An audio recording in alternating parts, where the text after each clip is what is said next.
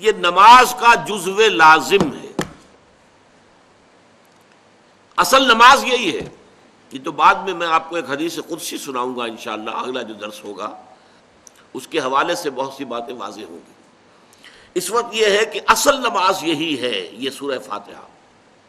چنانچہ میں آپ کو حدیث سنا رہا ہوں جو صحیح بخاری میں بھی ہے، صحیح مسلم میں بھی ہے، جامع ترمذی میں بھی ہے، سنن ابی داود میں بھی ہے، سنن نسائی میں بھی ہے، اور بہت سی کتابوں میں موجود ہے. اور یہ عن عبادۃ بن صامت رضی اللہ تعالی عنہ، حضرت عبادہ بن صامت سے ہے مرفوعا کہ حضور نے فرمایا لا صلاۃ لمن لم یقرأ بفاتحۃ الکتاب، اس شخص کی کوئی نماز نہیں ہے جس نے کہ سورہ فاتحہ کی تلاوت نہیں کی. اب اس سے ہمارے ہاں ایک بڑا اختلاف پیدا ہوا، وہ نوٹ کر لیجیے. ایک رائے یہ ہے آپ اگر علیحدہ نماز پڑھ رہے ہیں تو ظاہر بات ہے کہ آپ کو ہر رکعت میں خود پڑھنی ہی پڑھنی ہے سورہ فاتحہ.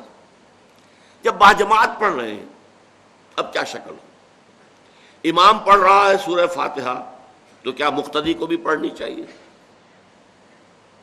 اس حدیث میں جو الفاظ کی شدت ہے اس کی بنا پر رجحان یہ ہوتا ہے کہ یقیناً اس صورت میں ہر شخص کو لا صلاۃ لمن لم یقرأ بفاتحۃ الکتاب، جس نے کہ فاتحہ کی تلاوت نہیں کی، قرأت نہیں کی، اس کی کوئی نماز ہی نہیں. تو یہ موقف ہے امام شافعی کا، یہی مسلک ہے ہمارے اہل حدیث بھائیوں کا کہ آپ چاہے اکیلے نماز پڑھ رہے ہو، چاہے امام کے پیچھے پڑھ رہے ہو، اور چاہے امام جو ہے وہ جہری رکعت پڑھا رہا ہے اور چاہے سری رکعت پڑھا رہا ہے. خاموشی والی رکعت سورہ آپ کو معلوم ہے کہ نماز جو ظہر اور عصر کی ہے تو چاروں رکعتیں جو ہے وہ سری ہیں. مغرب کے اندر آ کر دو جہری ہیں ایک سری ہے، عشاء میں آ کر دو جہری ہیں دو سری ہیں، سورہ اور نماز فجر کے اندر دونوں جو ہیں وہ جہری ہیں. تو چاہے جہری ہو چاہے سری ہو آپ کو بھی لازماً جو مقتدی ہے اسے بھی سورہ فاتحہ پڑھنی ہوگی. اب اس کے لیے انہوں نے یہ طریقہ جو ہے تلقین کیا ہے کہ امام تیزی سے نہ پڑھے، رک رک کر پڑھے الحمدللہ رب العالمین. اس کے بعد اتنا وقفہ دے دے کہ جو مقتدی ہے وہ بھی کہہ لیں اپنے دل میں یا پڑھ لیں الحمدللہ رب العالمین الرحمن الرحیم. تو یہ رک رک کر پڑھنا، خاص طور پر اگر آپ کو موقع ہوا ہو کسی اہل حدیث امام کی امامت میں نماز ادا کرنے کا تو آپ دیکھیں گے کہ بڑا فرق ہے. ہمارے جو حنفی امام الحمدللہ رب العالمین الرحمن الرحیم مالک یوم الدین ایاک نعبد و ایاک نستعین، 4 آیتیں جو ہیں وہ بھی ایک سانس میں پڑھ جائیں گے. لیکن یہ کہ عام طور پر جو اہل حدیث حضرات ہیں وہ رک رک کر ٹھہر ٹھہر کر پڑھتے ہیں، ترتیل کے انداز میں پڑھتے ہیں. یا پھر دوسری شکل انہوں نے ایک اور کی ہے. یہ آپ سعودی عرب میں جب کبھی نماز پڑھیں گے اور آپ پڑھی ہو آپ نے تو وہاں آپ دیکھیں گے کہ امام جو ہے وہ سورہ فاتحہ پڑھنے کے بعد کوئی 1 منٹ جو ہے خاموش رہتا ہے تاکہ آپ اب جو مقتدی ہیں وہ اس وقفے میں وہ اب سورہ فاتحہ پڑھ لیں. پھر وہ قرات کرے گا، کوئی اور آیات اس نے شامل کرنی ہے تو بعد میں شروع کرے گا، درمیان میں وقفہ ہوگا. لیکن ایک مسلک یہ ہے، اور یہ مسلک جو ہے یہ در حقیقت قرآن مجید کی ایک آیت کے اوپر مبنی ہے. سورہ اعراف کے آخر میں فرمایا گیا وَإِذَا قُرِئَ الْقُرْآنُ فَاسْتَمِعُوا لَهُ وَأَنصِتُوا، جب قرآن پڑھا جا رہا ہو تو توجہ سے اسے سنو، خود خاموش رہو. اب یہ قرآن مجید کی آیت ہے. اس کے بنا پر ایک رائے یہ ہے کہ آپ امام کے پیچھے سورہ فاتحہ نہیں پڑھیں گے. پڑھا جا رہا ہے سنو اس کو، خود خاموش رہو. اور اس کے لیے وہ دلیل دیتے ہیں کہ یہ شکل ایک وفد کی سی ہے. جیسے کسی بڑی شخصیت کے پاس اگر آپ کا کوئی وفد جاتا ہے، 8-10 افراد ہیں، ان میں اسپوکس مین ایک ہوتا ہے، وہ بات کرتا ہے، باقی سب لوگ موجود رہتے ہیں، سنتے ہیں.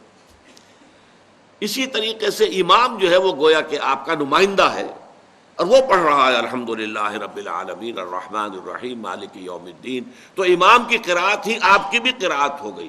گویا کہ اس آیت سے، اس حدیث سے اختلاف نہیں ہے، اس کی تعبیر سے اختلاف ہے کہ امام کا قرأت کر لینا در حقیقت مقتدیوں کی طرف سے بھی قرأت ہے. اس میں جو حنفی مسلک ہے وہ بہت سخت ہے، اور وہ یہ ہے کہ چاہے سری نماز ہو اور چاہے جہری ہو، ہر کسی بھی حالت میں مقتدی جو ہے وہ سورہ فاتحہ نہیں پڑھے گا. اب اس میں ذرا سا سوال پیدا ہوتا ہے کہ جہری رکعت میں تو اس آیت کا اطلاق ہو جائے گا کہ وَإِذَا قُرِئَ الْقُرْآنُ فَاسْتَمِعُوا لَهُ وَأَنصِتُوا، سری میں تو اس آیت کا اطلاق نہیں ہوتا۔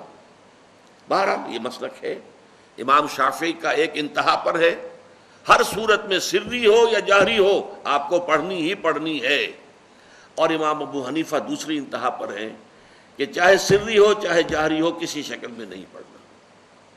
امام مالک کا مسلک ہے درمیان میں، اور میں اس میں کوئی جھجک محسوس نہیں کرتا کہ میں آپ کے سامنے عرض کر دوں کہ میں اس پر عمل پیرا ہوں۔ وہ کیا ہے؟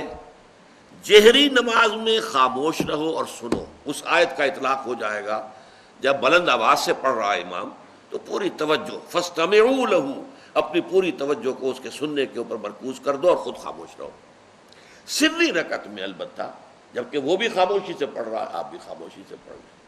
بہرحال ان چیزوں میں میں نے یہ سب کچھ بیان کیا ہے تو اس سے جو میرا مقصود ہے وہ یہ ہے کہ معلوم ہو جائے کہ اس میں کوئی بڑی بنیادی بات نہیں ہے، نہ یہ کہ جو حنفی ہیں وہ اس حدیث کا انکار کرتے ہوں کہ لا صلاۃ لمن لم یقرأ بفاتحۃ الکتاب، کیسے وہ انکار کریں گے، اور نہ ہی کوئی جو حنبلی ہے یا اہل حدیث ہے وہ قرآن کی اس آیت کا اختلاف سے جو ہے وہ اختلاف کر سکتا ہے کہ اذا قرئ القرآن فاستمعوا لہ وانصتوا، لیکن یہ کہ اس کے پھر اس سے جو احکام کا استنباط ہے اس میں اختلاف ہو جاتا ہے، تو اس کو نہیں سمجھنا چاہیے کہ یہ کوئی بہت بڑی اہمیت والی بات ہے۔